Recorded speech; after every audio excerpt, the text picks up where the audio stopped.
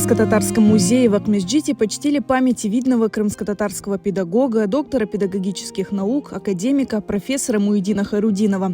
Он скончался осенью 2021 года. В этом году ему могло исполниться 70 лет.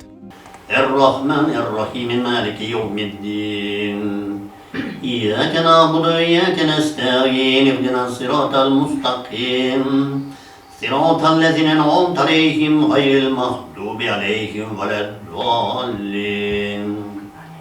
Аминь. На мероприятии гостей познакомили с биографией Муидина Джа, который всю жизнь посвятил возрождению национального образования. Особое внимание он уделял повышению квалификации учителей. Под его руководством успешно защищались кандидатские диссертации.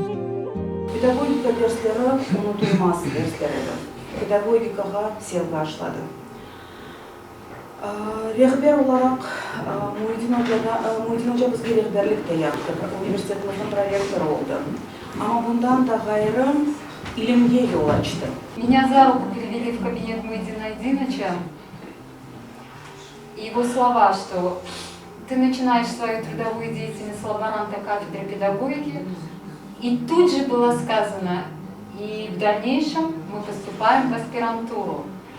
Hocalarla toplaşkanda daima hatırlayıq derslerini ve yüzümüzde her vakit tebessüm. Çünkü her vakit derslerinde bir şakalar uydurup tabaydı, öyle bir külünçlü bir meseleler getiriydi. Близкие коллеги Муидина Хайрудинова поделились своими воспоминаниями о нем. Мероприятие украсили танцевальные номера, прозвучала его любимая песня «Гайбушка».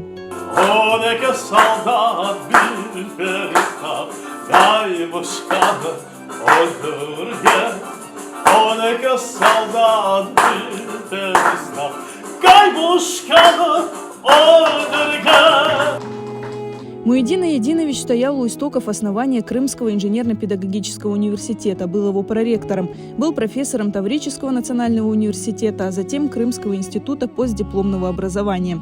Его неожиданная кончина в 2021 году стала большой утратой для научного мира, но прежде всего для его большой семьи. Aklım ağlasa da, lakin yüreğim kabul etmiyor. Akam bu dünyadan ketkenini. Meyda akam mağa tek ağa devil edi. O meni hocam edi. Büyük hocamız Kur'an'da da Allah'a şükür bunu 4 bala gösterdi. Bir kere biz birbirimizin canımızla ağlatmadık. Allah'a şükür pek baktı, umur gördüm beni. Муидин Хайрудинов – автор более 230 научных работ, в том числе учебных пособий и монографий. Кроме того, он интересовался и изучал историю крымских сел. Несколько его книг, посвященных этой теме, были представлены в Крымско-татарском музее.